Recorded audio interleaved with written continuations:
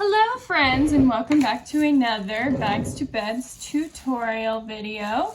My name is Emily. I will be teaching you how to crochet today. We will be using a size K hook today. I like the size K because it is small enough to work with the plarn, but it's not too small that it kind of gets lost in your stitches.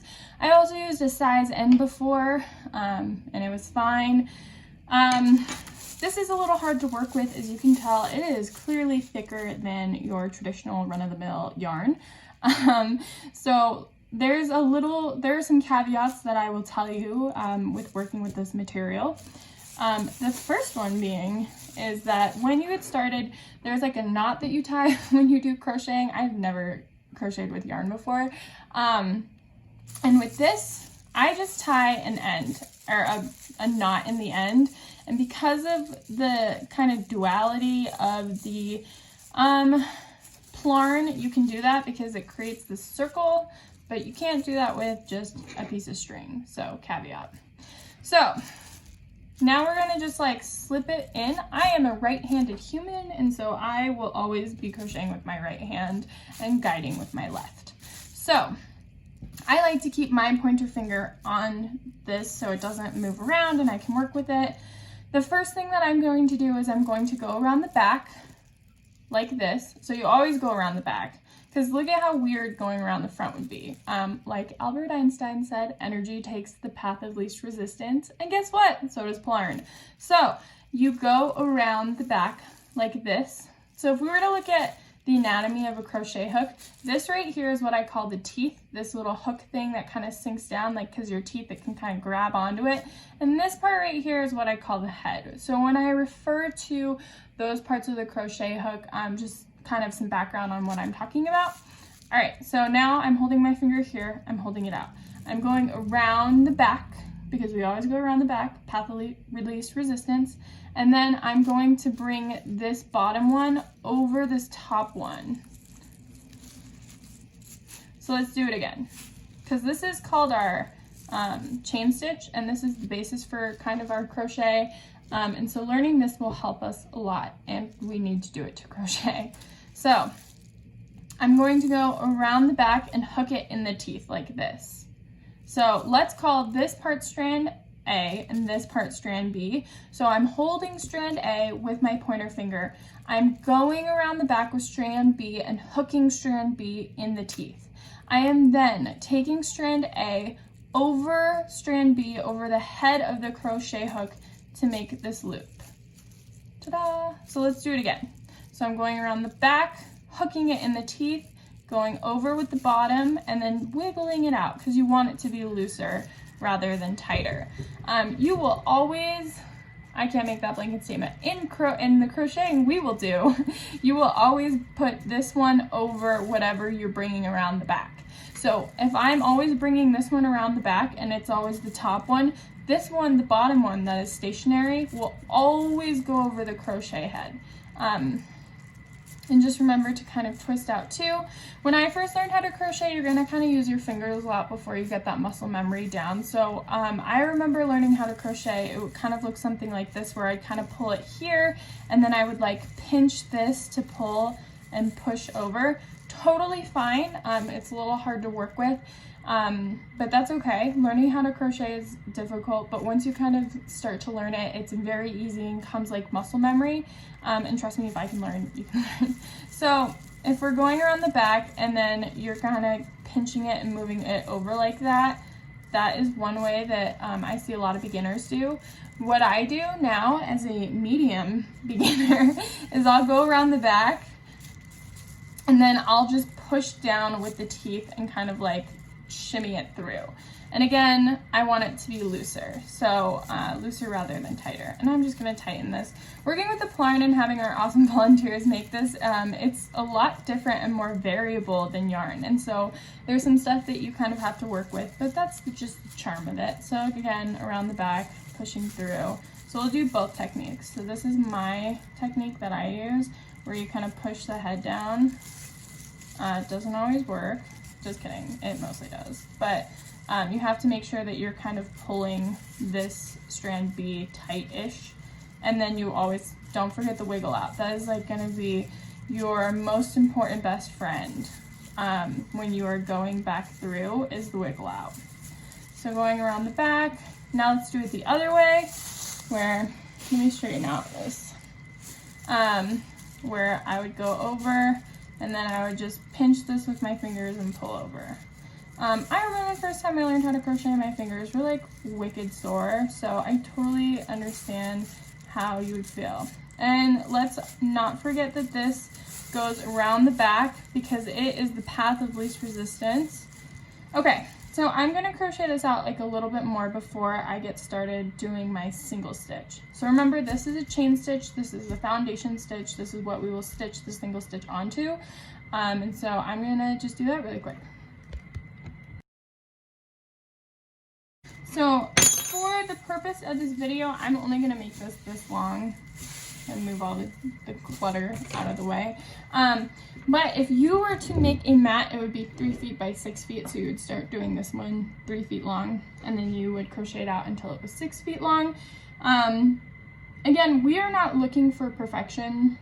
I have a lot of people that are like, oh, this is horrible, like I can't give you this, like they're really not stoked about their mat because it was the first time crocheting. Honestly, my first mat was the ugliest thing that you have ever seen in your entire life. And so when we're doing crocheting, you're gonna do a drop stitch. So it's just one extra stitch beyond what you're doing. And that's just if, say there was another row here and I pulled them a lot tighter and they're not like equal at the end, instead of having it kind of be like a stair stepper, I have just this one extra loop that I can kind of like tie everything together with. And now, because I'm right-handed, watch the biggest magic trick of your life. I'm literally just gonna flip it up. So these little holes that we have in here, we call these windows. You are always going to go through a window before you do anything else. And that is for the single stitch, that's really important. So I'm going to teach you a couple of different ways that I know how to do this. Feel free to pause the video, feel free to re-watch the video. I will try to be as helpful as I possibly can. So let's get started. So I'm going to punch my head through the wall, and then I'm going to go around the back, path of least resistance, and then the bottom one will always go over the top one. It goes over one time. Then I'm going to go around the back and I'm going to go over twice. So the way that I like to think about this is you go through the window once. You do the first stitch to get the stitch to get it kind of anchored to the window. So now it's anchored to the window.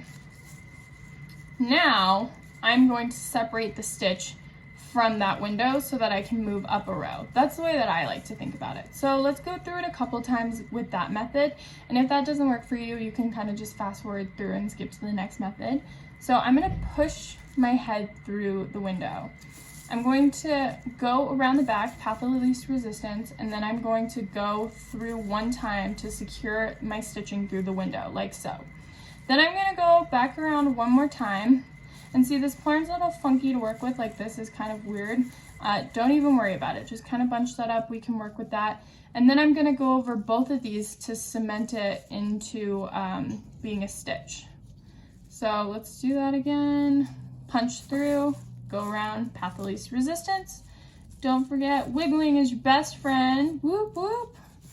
Go around the back to just isolate it as a stitch and go back through. The next way that I like to think about it is, so I'm starting with 1, I punch through the window, I go from 1 to 2, I go from 2 to 3, I go from 3 to 2, I go from 2 to 3 to 1. So I'm going from 1 to 2, 2 to 3, oh dear, 2 to 3, 3 to 2, 2 to 3, 3 to 1. So punch through the window. So then I'm going to go around the back. And then, okay, let's think about punching through the window as an isolated event in this next one. Let's not even think about it as like part of the kind of going through and around. So, and I'll show you what I mean in a second. So let's punch through the window, go around once, and then just go through one time. Then we're gonna go around once again and go through twice. So the first time that you go around your crochet hook around the back, you go through the loop once, and then the second time you go through it twice. Another thing that's easy for me is, so see how this is like all tangled up, it's doing like weird noodle stuff? I like to straighten this out the first time that I do my first stitch so that everything is straight. And then from there on out, I don't have to really worry about any like weird wiggles or anything. So your chain stitch is always gonna look a little weird. At least my chain stitch always looks a little weird. And then as I continue to crochet, I just make sure that I'm kind of flipping it back around and working with that and just being mindful of that. And then my next stitch is completely straight. And so don't forget to wiggle it out, go back around just like this. So go back through like this, back around, back through, perfect. Just like this, back around, back through. So punch through the window, go around the back. Sometimes I mess that up. Path of least resistance. Go through once, go around the back again, and then go through twice. And that is your single stitch. So I'm gonna get finished on this single stitch, and then I'll show you how to actually use your drop stitch moving forward. See you in a bit.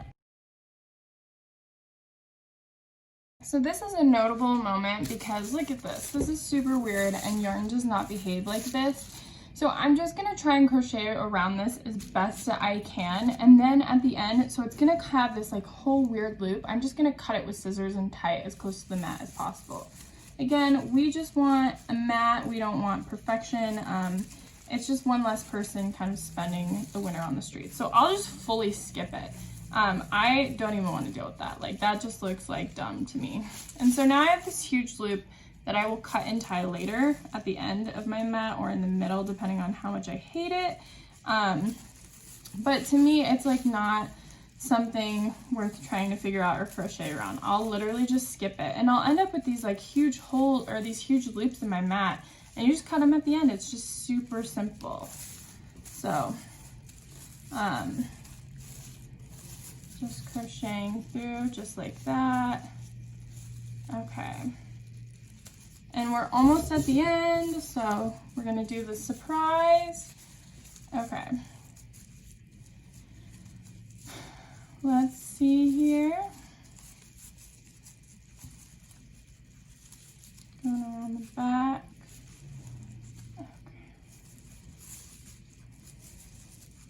Okay. So let's take a look at what we've got. It looks like we've only got 2 more windows before we're kind of finished with this whole thing. So I'm gonna do 1 window, go through with our awesome technique that we just learned, go around the back, path of least resistance, go through both. Okay, that was a lie. We only had 1 more left. I'm sorry. So now we're just gonna do our single chain stitch or our drop stitch, just to make sure that we have a smooth line moving forward. So around the back, and that's literally all you have to do. Now we're just gonna flip it around like so, kind of do some shuffles. Got some weird loops here, totally fine to ignore. That is exactly what I'm going to do. And then I'm just gonna start crocheting on the other side. Maybe pull it tight to kind of readjust. We have a lot of volunteers that like to make their own plarn because they know what they like and they know that they can kind of make it the way that they want. If that's true and you want bags, just send us an email, or if you have bags around your house that you can use, or some people will do like a neighborhood drive of bags to use, which is super awesome. Yeah, so just keep crocheting like this until you've made it about 6 feet. Please let me know if this video was helpful. If it was not helpful, let me know what I could have done better in order to help you learn. Again, we are not looking for perfection. We are just looking for a mat to be made. Sorry, this is like another mat I started earlier with another one of my videos that won't make it to post. But we're not looking for perfection. We are just looking to kind of help someone out, especially spending the winter on the streets. It's getting a lot colder, unfortunately, and winter is basically here. It started to snow, and so it's really important that we focus on like crocheting and trying to make sure that we can make the winter just a little bit more bearable for those people who have to unfortunately spend it on the streets. Feel free to email us, DM us, whatever. But thank you all so much for all your help. I don't even know what we would do without our volunteers. You are all so amazing. Thank you, and happy crocheting!